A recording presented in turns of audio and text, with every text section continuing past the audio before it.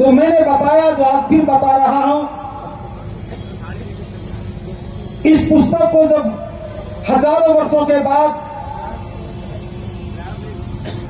दोबारा से कोई सभ्यता विकसित होगी, वो पढ़ेंगे।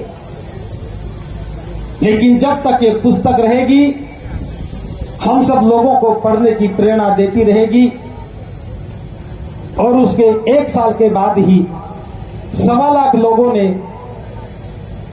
इससे जो दूसरा ग्राउंड है काफी बड़ा है, कोठी मीना बाजार में एक साथ बुद्ध और उनके धम्म ग्रंथ को पढ़ा, तो समझ में आया कि बुद्ध और उनके धम्म ग्रंथ के बिना हम बुद्ध के धम्म को नहीं समझ सकेंगे। और ये सिलसिला चलते चलते पिछले वर्ष तक आया। तो एक बात जो दिमाग में थी, बाबा साहब जिस तंबू के बंबू को खोज रहे थे, जो बुद्ध अलंकार जी ने अभी बताया, बाबा साहब कह रहे थे, आगरा में आके कहा था, मैं बूढ़ा हो चला हूं, मेरी आंखें खोज रही है उस नौजवान को जो मेरे द्वारा बनाए गए तंबू का बंबू बन सके। मैं बूढ़ा हो चला हूं, शरीर जर्जर हो गया है, एक दिन मैं दुनिया से चला जाऊंगा, और जब मैं दुनिया से चला जाऊंगा तो ये तंबू मेरे सहारे खड़ा हो, कभी गिर ना जाए। मैं ढूंढ रहा हूं उस नौजवान को जो तंबू का बंबू बन जाए। बाबा साहब की आंखें तंबू के बंबू को खोज रही थी, और हम लोगों ने अपने अपने तंबू बना लिए, उसके बंबू बन गए। हमने अपने संगठनों को तंबू बना लिया, उसके अध्यक्ष बनकर के बंबू बन गए। जो लक्ष्य बाबा साहब ने तय किया था, हम उसको करना भूल गए। हम बौद्ध भी बने, नजर नहीं आए। बाबा साहब 18 मार्च 1956 को आगरा में आए। 9 महीने के अंतराल में बाबा साहब दुनिया से विदा हो गए। बाबा साहब के दुनिया से जाने के बाद आगरा के लोगों ने, एक साथ 3 लाख लोगों ने, 5 लाख लोगों ने बौद्ध धर्म की दीक्षा ली। वो जनवरी 5 का दिन था। 1957 में 5 जनवरी को या 3 जनवरी को 5 लाख लोग बौद्ध बने। उसके 2 या 3 दिन के बाद 3 लाख लोग बौद्ध बने। अगर कुल मिलाकर के मैं बात करूं, 5 लाख भी बौद्ध बने। आज हमें 500 बौद्ध भी नजर नहीं आते। क्यों नजर नहीं आए? ये प्रश्न हमारे सामने खड़ा था। तो समझ में आया, हमने दीक्षा तो ली, हम बौद्ध तो बने, अपनी पहचान नहीं बनाई, पुरानी पहचान को छोड़ा नहीं, नई पहचान बनाई नहीं, प्रतीक बदले नहीं, पहनावा बदला नहीं, संबोधन बदला नहीं, तो बौद्ध कैसे बनेंगे? फिर जब मैं भिक्षुओं की ओर देखने लगा, भिक्षु बहुत बने, लेकिन वो सारे के सारे संस्कार करवाने लग गए। पुरोहित का काम भिक्षु करने लग गए। किसी ने मांग में सिंदूर भरा तो किसी ने बिछिया पहनाने का काम भी किया। जो काम नहीं करना था वो भिक्षु करने लगे। एक एक को रोकना संभव नहीं था। जरूरत थी एक आचार संहिता की, और उस आचार संहिता पर काम करना शुरू किया। 15-16 जून को 2 दिन का जयपुर में एक कार्यक्रम रखा। पूरे देश के प्रतिनिधि आए। बौद्ध आचार संहिता को, ड्राफ्टिंग को अंतिम रूप दिया, और 11 नवंबर 2024 को गौतम बुद्ध विश्वविद्यालय, गौतम बुद्ध नगर में इस बौद्ध आचार संहिता का विमोचन किया। उस समय हम मात्र 2500 प्रतिनिधि बुला पाए, लेकिन 18 मार्च का कार्यक्रम सीमाओं से पार जाकर के होता है, तो हमने इस बार का धम्म कारवां आचार संहिता को समर्पित करने का निर्णय लिया। लेकिन निर्णय लेने के बाद एक परिस्थिति बदली। कौन सी जगह, कहाँ? आदरणीय आकाश लामा जी, जो कि दार्जिलिंग के रहने वाले हैं, कौन सी जगह? उनके नेतृत्व में भिक्षु प्रज्ञाशील महाथेरो जी और बहुत सारे भिक्षु मिलकर के ऑल इंडिया बुद्धिस्ट फोरम बना करके इस देश के एक बहुत ही महत्वपूर्ण विषय को अपने हाथ में लिया। और मैं थोड़े शब्दों में बता रहा हूं। हम बौद्ध होने की बात तो करते रहे, लेकिन हम बुद्ध की ओर नहीं देख पाए। जिस देश से चल करके श्रद्धेय भिक्षु पी शिवली जी हमारे बीच में बैठे हैं, इन्हीं के देश श्रीलंका से अनागारिक धम्मपाल 1891 में भारत में आए। वे बौद्ध नहीं थे, वे ईसाई परिवार से संबंधित थे। बुद्ध की विरासत को देख करके उनका हृदय द्रवित हो गया। जिस महाबोधि महाविहार को आज पूरी दुनिया शीश झुकाती है, वहां पूजा अर्चना हो रही थी। बुद्ध को कुछ और बता करके पूजा जा रहा था। पहली लड़ाई अनागारिक धम्मपाल ने अकेले लड़ी।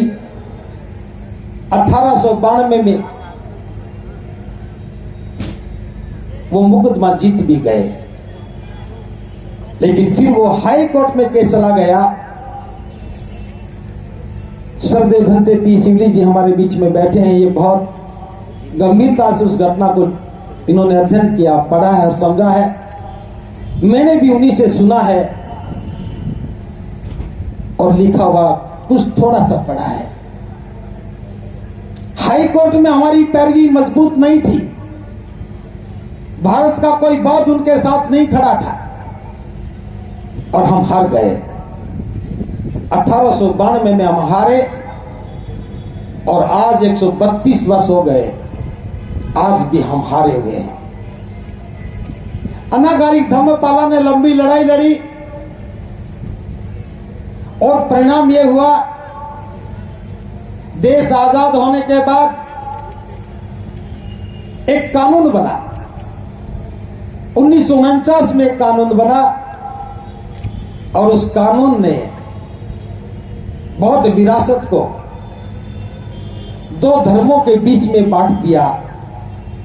तराजू उनके हाथ में थी, एक पलड़ा को भारी कर दिया और हमें हल्का बना दिया, और जो पलड़ा भारी था उसमें सरकार का प्रतिनिधि डीएम को बिठा दिया।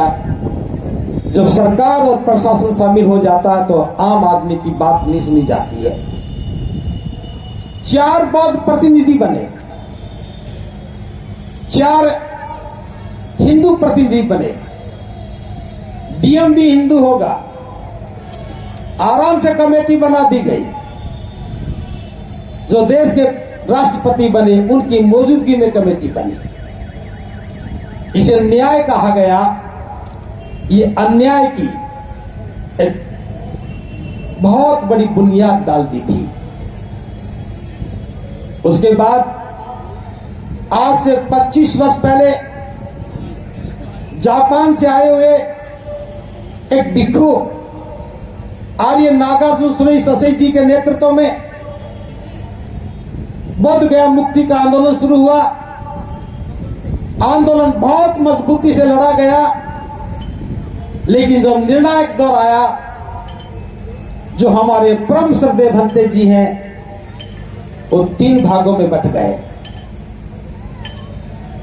3 भागों में बटे और कानून वही का वही बना रह गया और वो आंदोलन एक बार फिर स्थिर हो गया।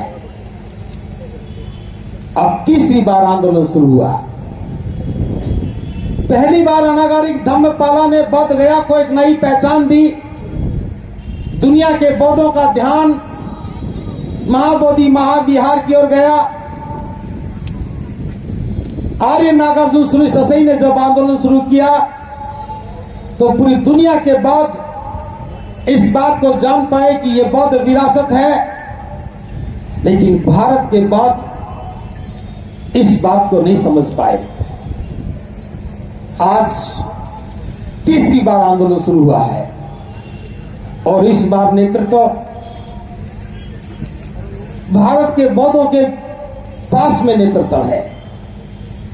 मैं ये बिल्कुल नहीं कह रहा हूं कि जो विदेशी नेतृत्व था वो कमजोर था, उनका नेतृत्व हमसे मजबूत था। उनके सामने परिस्थितियां अनुकूलित नहीं थी, फिर भी वो लड़े। हमारे सामने परिस्थितियां अनुकूलित है, फिर भी हम नहीं लड़ पाए।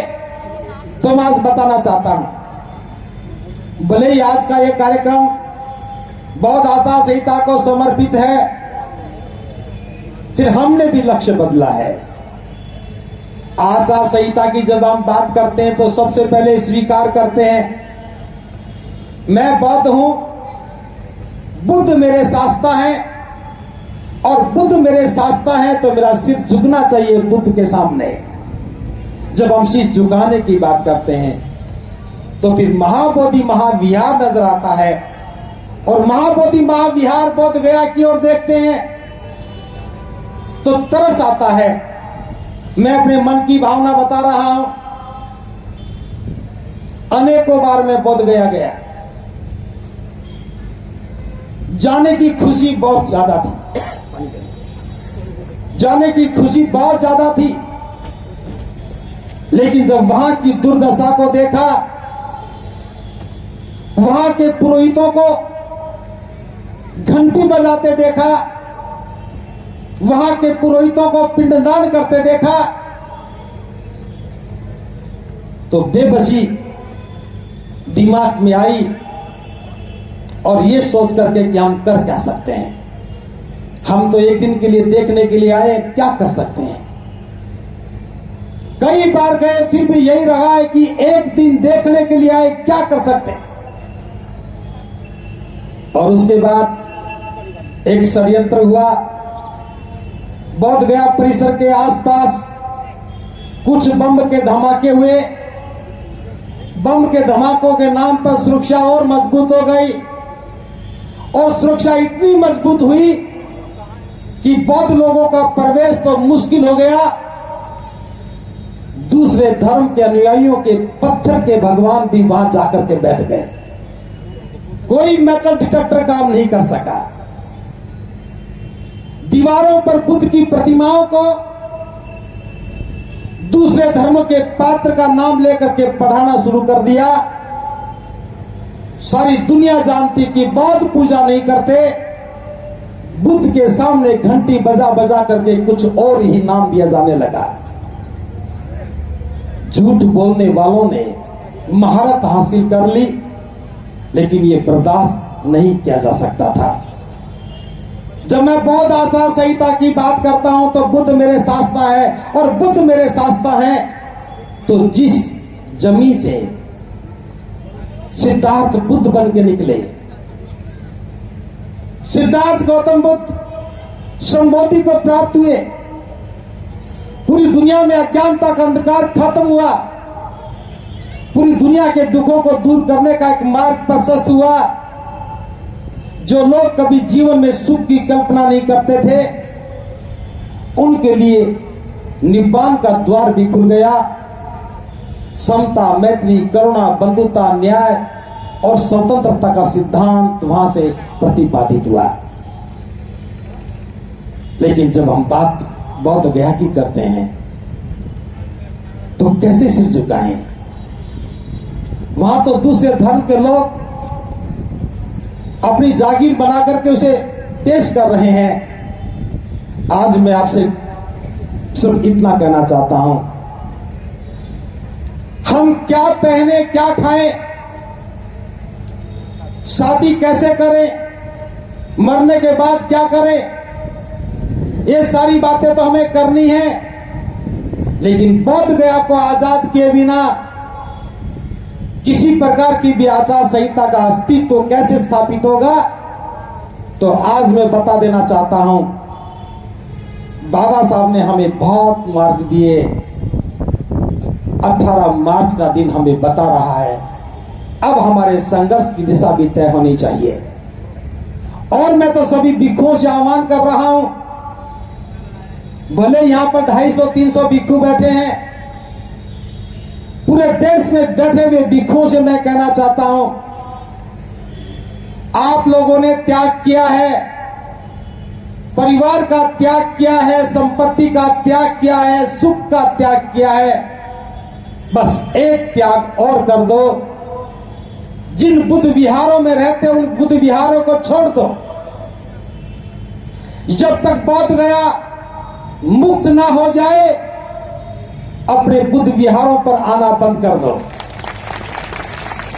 उपासकों की तालियों की गड़गड़ाहट बता रही है कि हमें शहादत के लिए तैयार होना चाहिए।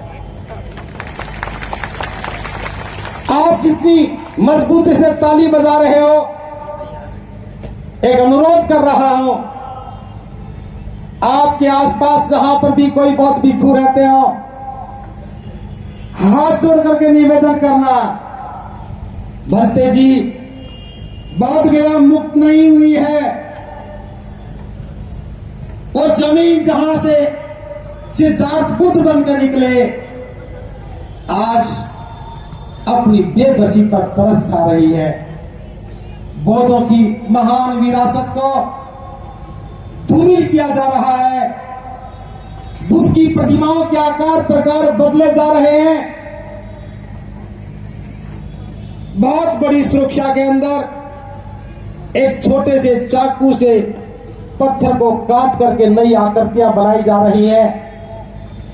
महाकारुणिक बुद्ध ने कर्मकांड का विरोध किया और उसी प्रांगण में आज पिंडदान हो रहा है।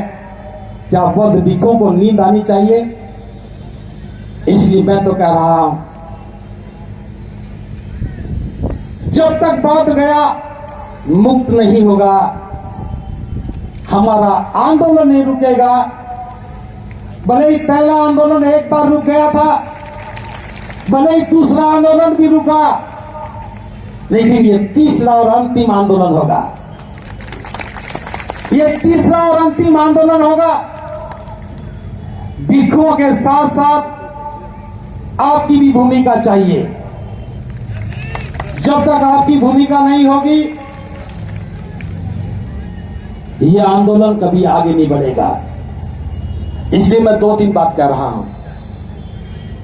कई दिन से सोच रहा था, बोल नहीं पा रहा था, आज आपके सामने बोल रहा हूं। वो कर क्या रहे हैं, इसको समझना है। पहली बात तो यह कि बोध गया मुक्ति का आंदोलन किसी धर्म के विरुद्ध नहीं है। बोध गया मुक्ति का आंदोलन किसी जाति के विरुद्ध नहीं है। बीटी एक्ट 1949 का सहारा लेकर के दूसरे धर्म के जो 5 लोग वहां बैठे हैं, ना तो हमें यह एक्ट मंजूर है और ना वो 5 लोग मंजूर हैं। मैं इस बार इस पिछले 32 दिनों में मैं 2 बार वहां गया। एक बार 5 दिन रुका हूं, एक बार 6 दिन, और मैं एक बार भी बोध गया को देखने के लिए नहीं गया, मां बोधि विहार को देखने नहीं गया। कई बार मन में सोचा कि मैं जाऊं, देख करके आऊं, लेकिन मेरे कदम नहीं उठे कि हमारी विरासत पर ताले लगे हों, विधर्मियों के कब्जे हो गए हों, कर्मकांड का बोलबाला हो गया हो, मूर्तियों के नाम बदले जा रहे हों। दर्शन करके भी क्या कर लूंगा। इसलिए मैं इस बार दर्शन करके नहीं आया, लेकिन आपको कह रहा हूं, आप लोग दर्शन करने नहीं गए इसलिए कब्जा हो गया। साल में एक बार जाओ, अपनी विरासत को देख करके आओ।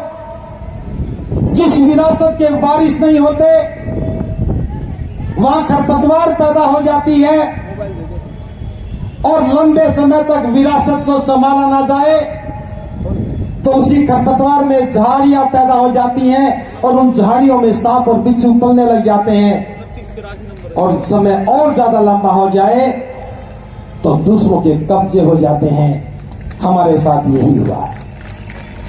पहले खरपतवार उगी, फिर झाड़ियां बड़ी हुई, फिर सांप और बिच्छू पले और आज किसी और के कब्जे हो गए। आप यहां जयंतियां मनाते रहे और बोध गया से लोगों के सामने गलत संदेश जाता रहा। तो मैं एक आह्वान कर रहा हूं, 14 अप्रैल आने वाली है। सभी लोग बाबा साहब की जयंती मनाते हैं। मैं पूरे देश के बौद्ध अनुयायियों और तमाम बाबा साहब के अनुयायियों से अनुरोध कर रहा हूं, इस बार की 14 अप्रैल महाबोधि महाविहार की मुक्ति को समर्पित होनी चाहिए। आपके द्वारा निकाली जाने वाली झांकी में बौद्ध विहार की, महाबोधि महाविहार की झांकी होनी चाहिए और उस पर लिखा होना चाहिए, बौद्धों की विरासत के वारिस तो बौद्ध हैं, बीटी एक्ट खत्म करो और इसके वारिसों को इनका हक सौंपो। ये हमारा प्रतीक चिन्ह होना चाहिए। और मैं दूसरी बात आपसे कह रहा हूं, इस बार की बुद्ध पूर्णिमा अपने क्षेत्र में मत मनाना, अपने नगर में मत मनाना, अपने बिहार में मत मनाना। सारे देश के बाद सभी बाबा साहब के अनुयायी हाथ में पंचशील का ध्वज लेकर के इस बोध गया महाबोधि महाविहार का प्रतीक चिन्ह लेकर के बोध गया में जाकर के बुद्ध पूर्णिमा उत्सव मनाएंगे। सारे देश के बौद्धों को बुद्ध पूर्णिमा वहीं मनानी है। ये ताकत का और संख्या का विषय नहीं है। जैसे मैं वहां गया तो मैं संकल्पित हो गया, आकाश लामा जी गए तो वो संकल्पित हो गए, भिक्खु प्रज्ञाशील महाथेरो जी गए तो वो संकल्पित हो गए, भिक्खु पीसीली महाथेरो जी हमारे बीच में बैठे हैं। मैंने इनकी दिल की पीड़ा को गंभीरता से अनुभव किया है। इन्होंने इस विरासत को बचा के रखा है। महाबोधि सोसाइटी ने भारत की बौद्ध विरासत को बचा के रखा है और मैं आज इस मंच के माध्यम से बता रहा हूं, बहुत दिनों से मैं सोच रहा था कि हमें भी किसी का सानिध्य मिलना चाहिए और आज परम श्रद्धेय भिक्खु पीसीली महाथेरो जी का सानिध्य हमें मिला। हमारी ताकत और बढ़ गई। जब सिर पर कोई और बैठा होता है तो फिर संघर्षों के चुनौतियों के सामने जाने से कोई भय नहीं लगता है। तो मैं तो सिर्फ इतना बताना चाहता हूं, अगली लड़ाई का रुख क्या होना चाहिए। बुद्ध की दीवार पर बनी हुई मूर्तियों को वो नया नाम दे रहे हैं, मैं नाम नहीं बता रहा। हमारे मन में झूठी कहानियां बता रहे हैं, मैं कहानी नहीं सुना रहा हूं। हमारे मन में झूठी श्रद्धा पैदा कर रहे हैं, दिल में झूठी श्रद्धा पैदा कर रहे हैं। हमें भी 3 काम करने हैं।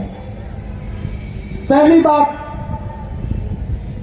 अपने मन से मस्तिष्क में जो अज्ञानता अंधविश्वास भरा पड़ा है, कर्मकांड भरे पड़े हैं, उसको बाहर निकालो।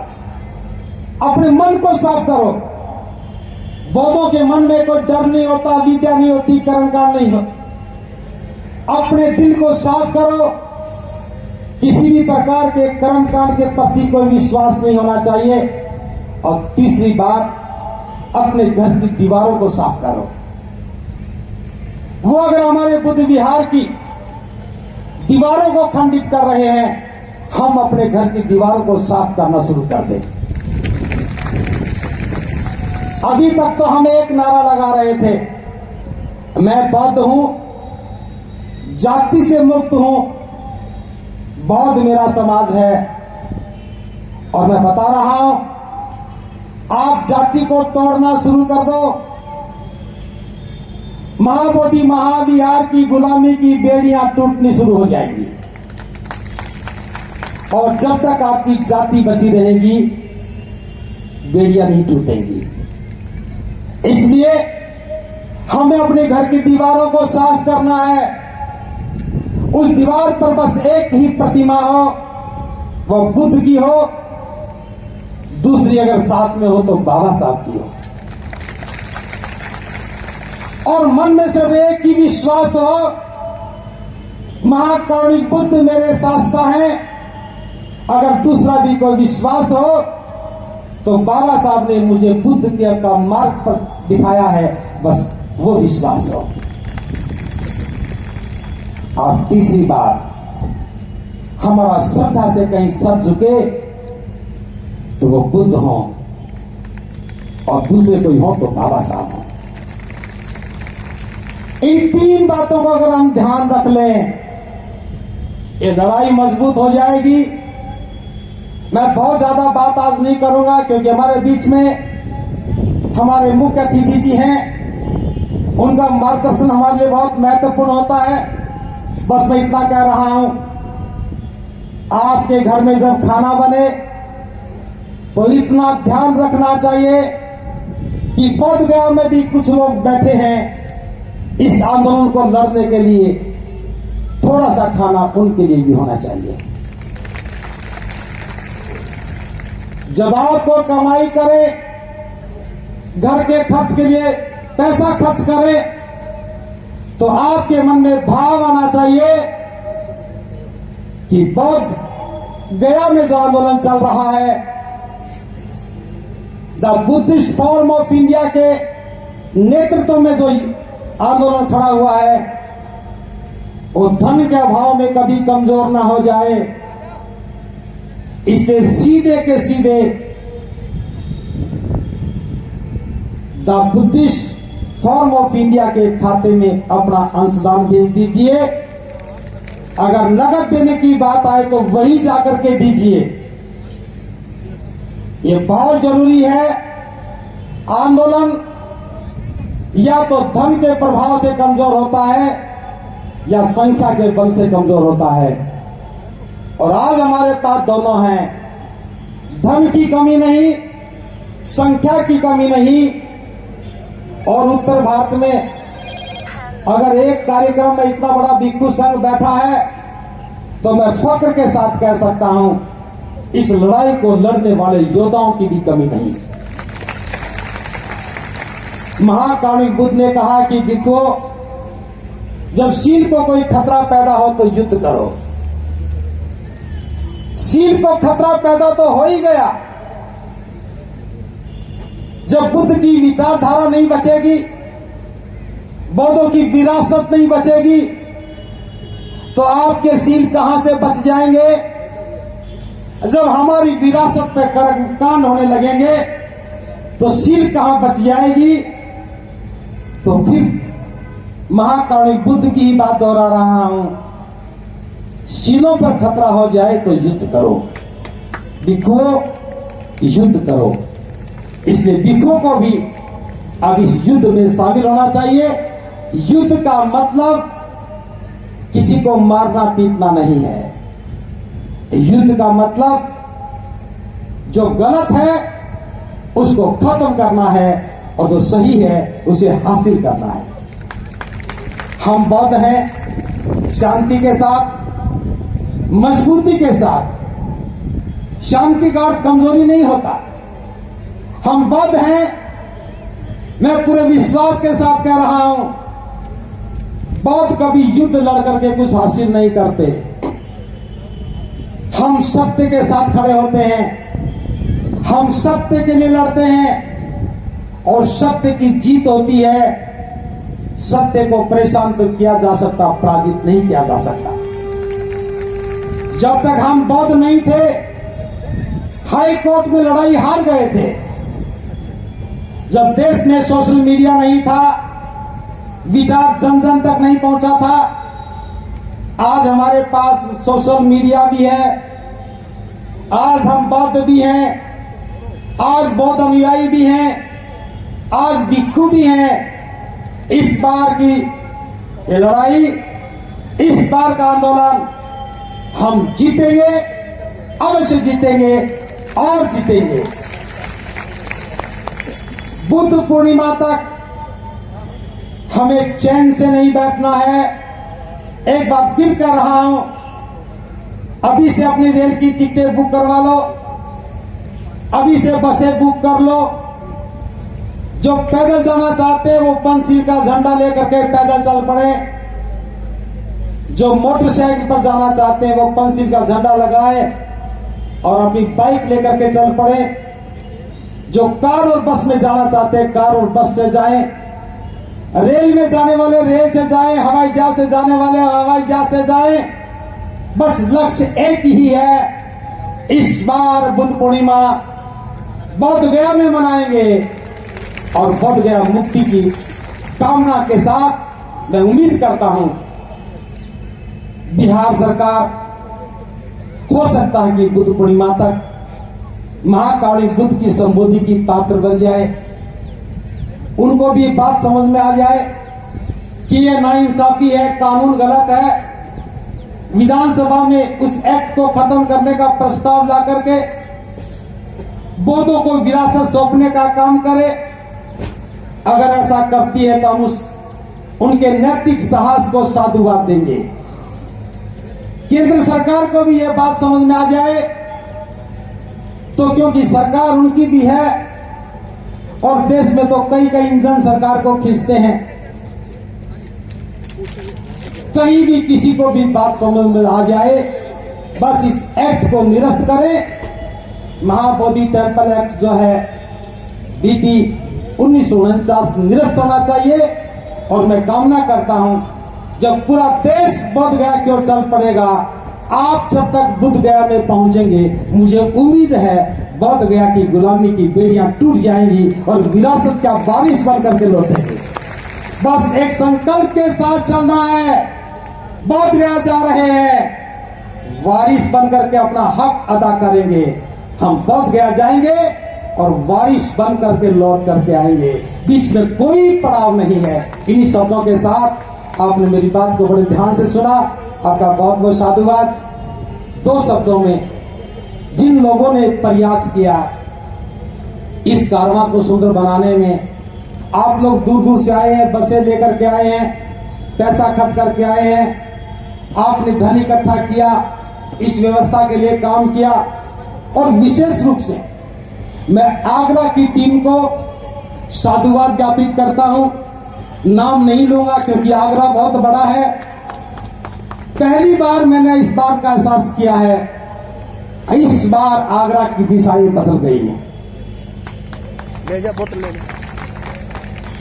इस बार आगरा की दिशाएं बदल गई है। बड़े पैमाने पर युवा इस कारवां में शामिल हुआ, इसकी व्यवस्था को देखा, खाने की व्यवस्था से लेकर के पानी की व्यवस्था। आप शांति के साथ बैठे हैं, ये सारी व्यवस्था का अगर श्रेय अगर दिया जा सकता है तो आगरा की टीम को दिया जा सकता है। मैं फिर आगरा की टीम को साधुवाद देता हूं और सभी को बताना चाहता हूं, जो खाना आपने खाया है, मुझे नहीं पता कि खाना कैसा बना है, क्योंकि आगरा सबको खिला देता, मुझे भूल जाता है। भूलता नहीं है, इस दिन हम खा ही नहीं पाते हैं। ये सारा का सारा खाना आगरा के हर घर से एक एक मुट्ठी आटा निकल करके आया है, उससे बना है। और मैं बता दूं, हमारे साथियों ने फोटो खींच रखी है। किसी के घर से पॉलीथीन आई, उसमें 2 लाल मिर्चें, उसमें 4 नमक की डलियां, 2 आलू डाल करके दिया। किसी ने 50 ग्राम दाल दी है, तो किसी ने 1 मुट्ठी चावल दिया, तो किसी के घर से 1 कटोरी आटा आया। यहां कितना आटा लगा मुझे नहीं मालूम, लेकिन लगभग 80 से 100 क्विंटल आटा आगरा के लोग घर घर से इकट्ठा करके दे देते हैं। मुट्ठी आटा मांगा, इन्होंने सैकड़ों क्विंटल आटा दे दिया। हम एक मुट्ठी चावल मांगते हैं और ये क्विंटलों में चावल देते हैं।